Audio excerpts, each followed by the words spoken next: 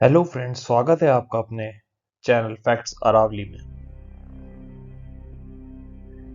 सिद्ध आश्रम, जिसे लोकप्रिय रूप से ज्ञानगंज भी कहा जाता है, को एक रहस्यमयी आश्रम के रूप में माना जाता है, जो कि परंपरा के अनुसार हिमालय की गहराई में छुपा एक गुप्त भूमि में स्थित है, जहां महान योगी, साधु, सिद्ध संत रहते हैं। यह स्थान तिब्बतियों द्वारा शंभाला का रहस्यमयी भूमि के रूप में भी पूजनीय है। एक अन्य परंपरा के अनुसार सिद्धाश्रम कैलाश पर्वत के पास तिब्बती क्षेत्र में स्थित है। यद्यपि कोई भी साधु, सन्यासी, यति, भिक्षु और योगी सिद्धाश्रम को किसी भी नाम से जानते होंगे या विभिन्न पंथों में अपनी मान्यताओं के अनुसार अलग अलग पूजा या साधना विधियों का उपयोग किया होगा। ज्ञानगंज एक गुप्त जगह है। कलयुग के शुरुआती दिनों में देवताओं ने तथा सिद्ध पुरुषों ने इस गुप्त जगह का निर्माण हिमालय में किया था। इसे कोई देख नहीं सकता, ना ही अंदर जा सकता है। सिर्फ सच्चे सिद्ध पुरुष इस जगह को देख सकते हैं तथा अंदर भी जा सकते हैं। कभी कभी रास्ता भटके पर्यटकों को भारतीय तथा चीनी जवानों को यहाँ के सिद्ध पुरुषों ने तथा विदुषियों ने बचाया भी है।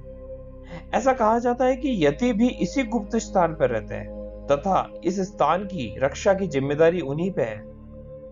शंबाला को अक्सर हिंदू शास्त्रों में कल्कि अवतार के जन्मस्थान के रूप में वर्णित किया गया है, जो इस दुनिया के सभी बुरी शक्तियों को नष्ट करने और शांति बहाल करने और सतयुग वापस लाने के लिए पुनर्जन्म लेंगे। बुद्धिज्म से भी गहरा नाता है इस जगह का। दलाई लामा ने इस पवित्र साम्राज्य के बारे में बहुत बार बात की है और इसे वास्तविक में बताया भी है। भारतीय ग्रंथों में इस इंसान को शंभाला या ज्ञानगंज कहा गया है। बौद्ध ग्रंथों, हिंदू धर्म ग्रंथों, यहां तक कि प्राचीन चीनी ग्रंथों में भी इस स्थान का संक्षिप्त वर्णन है। इसलिए स्पष्ट रूप से इसमें एक सच्चाई है।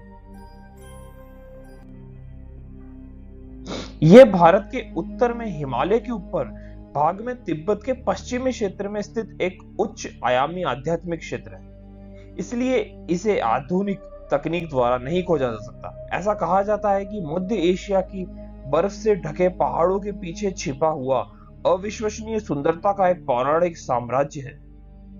बौद्धों को शंबाला के रूप में जाना जाता है। इसे यूटोपियन स्वर्ग के रूप में भी वर्णित किया गया है, जो शांति और ज्ञान के साथ विकीर्ण है। यह पवित्र क्षेत्र इतना दूरस्थ और दुर्गम होने के लिए केवल सबसे धर्मनिष्ठ खोजकर्ता ही इसे पा सकते हैं। शंभाला इतना प्राचीन है जो बौद्ध धर्म में कई सौ वर्षों पहले का है। इसका उल्लेख हिंदू और बौद्ध दोनों ग्रंथों में 800 ईसा पूर्व के रूप में मिलता है। किंवदंती के अनुसार शंभाला के पहले राजा ने बुद्ध से मिलने और उनके कालचक्र शिक्षाओं के बारे में जानने के लिए भारत की यात्रा की थी। वह इन रहस्यों को अपने राज्य में वापस ले गया, जहां वह बाहरी दुनिया से सुरक्षित थे। बहुत से लोग मानते हैं कि शंबाला भौतिक वास्तविकता के बिल्कुल किनारे पर स्थित है, जो इस दुनिया को अगले भौतिक और आध्यात्मिक क्षेत्रों के बीच का एक प्रवेश द्वार से जोड़ता है। केवल सभी प्रबुद्ध आत्माएं ही इसे स्वर्ग में प्रवेश कर सकती है। वास्तव में तिब्बती लामा इस पौराणिक क्षेत्र की यात्रा का प्रयास करने के से पहले आध्यात्मिक विकास में अपने जीवन का एक बड़ा हिस्सा खर्च कर देते हैं। जिन लोगों ने वहां निवास का दावा किया था, उनके बारे में कहा जाता है कि वे लंबे समय तक जीवित रहते हैं, गहरी आध्यात्मिक अंतर्दृष्टि और संस्कृति और प्रौद्योगिकी की उन्नत समझ रखते हैं। कुछ लोग यह भी कहते हैं कि शंभाला का सामूहिक दिमाग था, जिसे विज्ञान और मानवता के विकास को निर्देशित करने में मदद किया जाता था। शायद जानबूझकर शंभाला की गाइडबुक के मार्ग का वर्णन इतना अस्पष्ट शब्दों में किया गया है कि केवल कालचक्र की शिक्षाओं में दीक्षित लोग ही उन्हें समझ सकते हैं। जगह के वर्णन की बात की जाए तो जिन लोगों ने यहां प्रवेश किया है, उनमें से कुछ लोग ही इस बारे में बात करना पसंद करते हैं। कुछ सिद्धों ने बताया है कि यहाँ विशालकाय भवन है, अत्यंत सौंदर्यशाली स्त्री तथा पुरुष यहाँ भी हैं और सभी व्यक्ति उच्च कोटि की शारीरिक तथा मानसिक संतुलन में रहते हैं। महर्षि व्यास भी यही हैं और परशुराम भी यही हैं। यह बहुत सारे अद्भुत जीव जंतु भी हैं। यहाँ की गाय और बैल विशालकाय तथा लगभग हाथी जितने बड़े होते हैं। यहाँ का पानी मीठा है तथा बहुत बड़े गर्म पानी के झरने भी हैं, जिसे पीने से सारी थकावट दूर हो जाती है। संत पुरुष जामवंत बाबा अपने गुरु के शोध में हिमालय में भटक गए थे। उन्हें गुरु नहीं मिले, लेकिन वह खुद रास्ता भटक गए थे। उनपे एक जंगली जानवर ने हमला किया और उनकी एक टांग पूरी तरह नाश हो गई। जब उन्हें होश आया तो लामा सदृश व्यक्ति उन्हें कंधे पर डालकर भाग रहा था।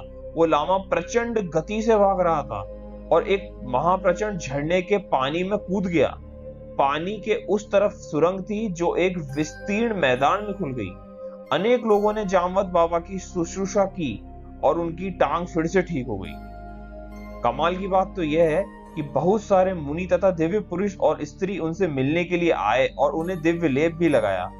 जामवंत बाबा को उन्होंने अब बाकी जगह घूमने की अनुमति नहीं दी। यह एक रहस्यमयी राज्य है जो दुनिया की सबसे पवित्र और गुप्त आध्यात्मिक शिक्षाओं की रक्षा करता है। यह स्थान प्रबुद्ध संतों और अन्य शुद्ध आत्माओं का निवास स्थान है, जिनका जीवन काल सैकड़ों से हजारों वर्ष का होता है। यह एक पवित्र शहर है जहां प्रेम और ज्ञान का शासन है और जहां के लोग पीड़ा, अभाव, वृद्धावस्था के प्रति प्रतिरक्षित है। यह देवी देवता का स्थान तो नहीं है, ना ही यह स्वर्ग है। हालांकि इसमें स्वर्ग जैसी कुछ विशेषताओं तो है, लेकिन यह स्वर्ग नहीं है। यहाँ केवल आध्यात्मिक केंद्र है जहां व्यक्ति को उच्च ज्ञान सीखने को मिलता है, जो अक्सर हमारी नश्वर दुनिया के लिए अज्ञात होता है। सटीक स्थान की बात की जाए तो बेशक किसी को भी कभी भी इस जगह का सटीक निर्देशांक नहीं मिला, लेकिन यह ज्ञात है कि यह स्थान तिब्बत के करीब है और कहीं हिमालय में स्थित है। 4 स्थानों को सिद्ध आश्रम का प्रवेश द्वार माना जाता है: चांद की घाटी, कैलाश पर्वत, श्वेतालोक झील और एक अन्य पर्वत जिसका नाम नहीं है, लेकिन गंगोत्री से पहुंचा जा सकता है। गूगल मैप्स पर इसको खोजना बड़ा ही मुश्किल है। सिद्धाश्रम हमारे भौतिक आयाम से भिन्न आयाम पर मौजूद है। यह एक अलग समय के बुलबुले में मौजूद है, जिसका अर्थ है कि जब आप वास्तव में इसमें प्रवेश करते हैं तो आप उस अवधि में यात्रा कर रहे होते हैं जब पृथ्वी हिमालय में बसी नहीं थी। जगह खोजने के लिए हजारों लोग हिमालय और तिब्बती रेंज में घूम चुके हैं। चीनी सरकार और CIA ने इस पौराणिक स्थान को खोजने के लिए क्षेत्र के कई क्षेत्रीय उपग्रह स्कैन किए, इस आशा के साथ कि योगियों द्वारा बनाई गई ये शानदार और बेमिसाल तकनीकों से उजागर किया जा सकता है, पर कोई भी सफल नहीं हो पाया। ज्ञानगंज में प्रवेश की बात की जाए तो वह बेहद ही कठिन है। हालांकि केवल शुद्ध आत्माएं ही वहां पहुंच सकती है। यहाँ एक साधारण व्यक्ति और भारी दुनिया की पहुंच से छिपा रहता है। अलौकिक शक्तियां इस स्थान को मानवीय हस्तक्षेप से बचाती है। कोई केवल पैदल चलकर उस स्थान पर प्रवेश नहीं कर सकता। व्यक्ति को पहले आध्यात्मिकता के मार्ग पर चलना होता है और बहुत उच्च स्तर प्राप्त करना होता है। आध्यात्मिकता के उच्च स्तर पर सिद्धाश्रम को खोजने की इच्छा कम हो जाती है और अंततः वह स्थान आपको स्वतः मिल जाता है। ज्ञानगंज की घाटी हमेशा एक सफेद रंग में ढकी रहती है, जो सूर्य और चंद्रमा से तो स्वतंत्र है। सिद्ध जो कैलाश पर्वत पर अपनी पहली यात्रा में प्रवेश करने चाहते थे और 21 दिनों तक साधना करते हैं, 22वें दिन वह ऋषि घाटी में प्रवेश करते हैं और सिद्ध से उनके साथ चलने का अनुरोध करते हैं। वह फिर एक गुफा में जाते हैं जिसमें बकरियां और या इसी तरह के जानवर होते हैं। सिद्ध जब दूध पीता है और खुद को सिद्ध आश्रम में खोजने के लिए गुफा से बाहर आता है तो वह अपने आप को सिद्ध आश्रम में पाता है। अगर कोई इतनी साधना ना कराए और फिर भी वो सिद्ध आश्रम में जाना चाहे तो वो तभी संभव है, या कोई सिद्ध पुरुष जो आपका गुरु हो और वो महान गुरु हो और वो आपको उस जगह का दर्शन करा सकता है, जिनकी जानकारी आगे दी जाएगी। बात की जाए महाअवतार बाबा जी की, जो इस चित्र में विद्यमान है, जिनकी उम्र 5000 से 6000 साल मानी जाती है। वहीं यहाँ के सबसे बड़े गुरु और धर्म गुरु माने जाते हैं। इस चित्र में विशुद्धानंद जी को वर्णित किया गया है। जब कुछ बौद्ध भिक्षु और स्वामी विशुरानंद जैसे महान भारतीय संत सहित कुछ योगी और ऋषि वहां गए थे।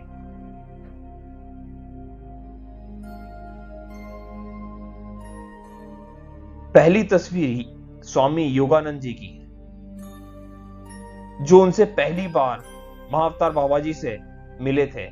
और योगानंद जी को महाअवतार बाबा जी पहली मुलाकात में केवल 19 वर्ष के लगे थे, जिनका तस्वीर कुछ इस प्रकार है। दूसरी तस्वीर श्यामाचरण लहरी जी की है।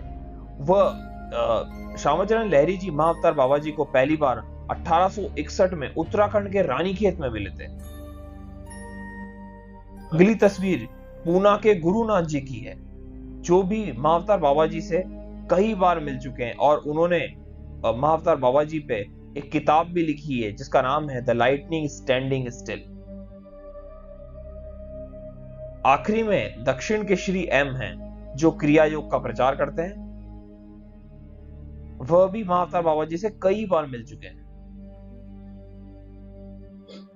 आधुनिक युग की बात की जाए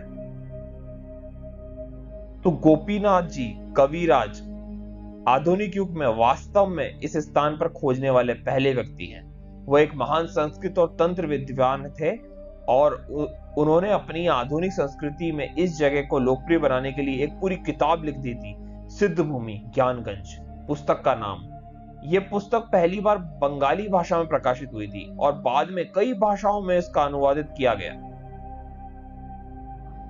धन्यवाद। उम्मीद करते हैं आपको ये जानकारी काफी अच्छी लगी होगी और रोचक जानकारी जानने के लिए जुड़े रहिए हमारे चैनल से। उसके लिए please do like and subscribe our channel और नए नोटिफिकेशन वीडियो के जानने के लिए बेल आइकन को दबाना ना भूलें। आपका दिन शुभ रहे। धन्यवाद।